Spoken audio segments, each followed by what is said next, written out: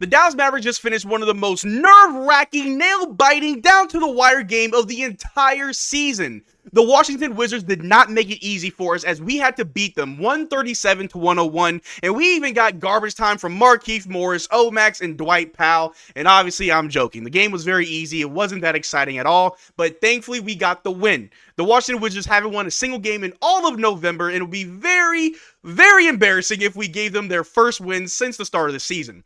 But in this video, we're going to take a look at the box score, what looked good for the Mavericks, and who stood on business. But how's it going, everybody? My name is Marcel Martin. This is Mavs Digest, bringing you the latest news on everything Mavericks related. And before we get started with today's video, our last video got almost 600 likes. It's probably over 600 by the time you're watching this video.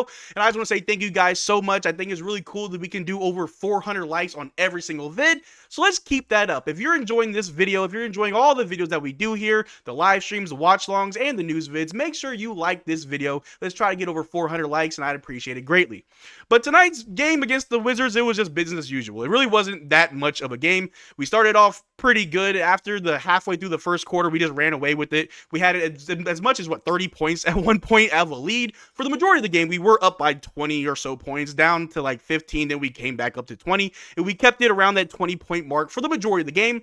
The defense was great. The offense was great. We hit threes like crazy. We still turned the ball over a little bit too much, not as much as 25, but 15 against the Wizards is still too many turnovers. I'm pretty sure we would have won this game by 50, close to 60 points if we committed half the turnovers. But we still won the game. We out-rebounded them. We shot the ball better than them. We just played better basketball. It's the Washington Wizards. Not really much to brag about. I'm just glad that we didn't lose to the Wizards.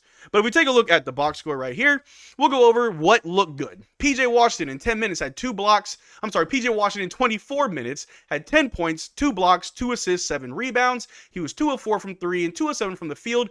Wasn't really a big night from PJ, but again, it's the Wizards. I don't really need PJ to have a triple-double against the Wizards. It's the Wizards.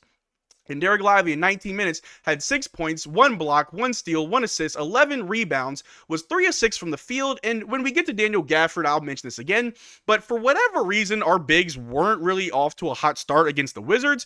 Alexander Sarr as well as Jonas Valanciunas were doing a very good job of containing Derrick Lively and Daniel Gafford in the first half, where in the second half, they looked a lot better once we were able to actually run plays for them and feed them the ball. It was a no-brainer. It was very easy after that. But in that first half, yeah, our bigs kind of struggled. They really did not look that good, but an adjustment made by Jason Kidd was all that was needed to fix that. And Kyrie Irving, to start this game, was very inefficient. He was like 2 of 7 at one point, had more shot attempts than Luka at that moment, but after that, everything changed. He was very efficient, had a very great game. In 25 minutes, he had 25 points, 2 steals, 3 assists. He had 4 rebounds. He was 3 of 5 from 3, 2 of 3 from the free throw line, and 10 of 16? 10 of 16 from the field. I'm totally fine with that. Kyrie Irving looked great. First quarter was weird, but second half, he turned it up. And then Luka Doncic in 32 minutes finally hit a triple-double. This is 78th triple-double for his career.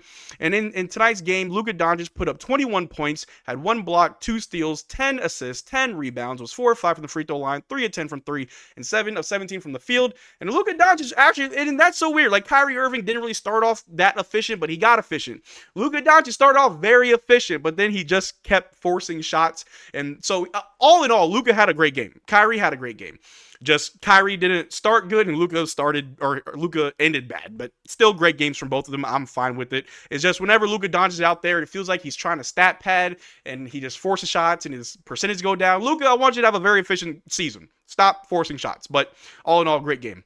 And Klay Thompson definitely bounced back after his return game where he had 11 points, 2 assists, 2 rebounds, was 3 of 5 from 3, 4 of 9 from the field. And honestly, if that's all we get from Klay on a nightly basis going forward, I am totally fine with that. I think I can speak for everybody watching this when I say that Klay Thompson doesn't need to shoot 6 of 9 every night, 5 of 8 every night, or even 9 of 12 every night.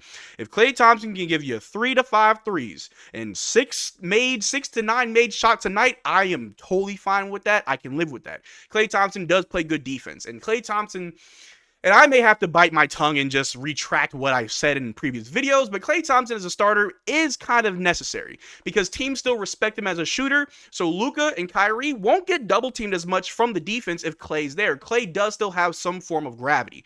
So him on the floor just kind of makes it easy for everybody, even if he's just standing there. But tonight he was able to get the bucket a few times, which is great. 11 points, I'll take that every night. 3 of 5 every night. 4 of 9 every night. I'm not upset about that. But off the bench, Markieff Morris got some garbage time, and our garbage time started pretty early in that fourth quarter. But Markieff hit a three. Shout out to Markieff Morris, Uncle Morris. BBL Morris, as the chat was saying. He looks like someone's aunt and not someone's uncle. Very weird. But Maxey in 17 minutes didn't score, but he had 2 blocks and 1 rebound. 2 blocks and 1 assist. Omax in garbage time, he had 3 points, 3 rebounds. Looked pretty good. I mean, for the most part, it's garbage time, right? Dwight Powell also in garbage time. He had 3 points. Daniel Gafford in 19 minutes in his first game back to the Wizards for this season. In his own little revenge game, had 16 points, 2 blocks, 1 assist, and 7 rebounds. Spencer Dinwiddie in 23 minutes off the bench had 12 points, 1 block, 2 assists, and 4 rebounds. His own little type of revenge game. He did play for the Wizards briefly. And Quentin Grimes in 25 minutes had 14 points, 1 block, 2 steals, 2 assists, 5 rebounds, 2 of 4 from 3, 5 of 9 from the field. Yeah, Quentin Grimes sneaky in there with the 14 points, just casually getting that. Didn't really stand out too much other than just doing what he needs to do. But one thing that I was very impressed by both Daniel Gafford and Derrick Lively were the offensive rebounds. Derrick Lively had 11 rebounds. 7 of them were offensive. He had more offensive rebounds than defensive rebounds, and that's amazing. I said in the first half, Daniel Gafford and Derrick Lively, they were kind of struggling against Alexander Sarr and Jonas Valanciunas, but that was more so just as offensively speaking, trying to score, they were having a hard time. But down low in the paint, couldn't out-rebound him. Derrick Lively was getting whatever board he wanted. Daniel Gafford getting whatever board he wanted. Shout out to Derrick Lively and Daniel Gafford for the offensive rebounds, because again, just the 7 offensive rebounds from Derrick Lively alone is insane. And as a team, 15 turnovers. I really wish we could fix that, but I'll take a dub as they come. And to finish off the box score, Jaden Hardy in 6 minutes had 13 points and 1 rebound. Obviously, that was in garbage time.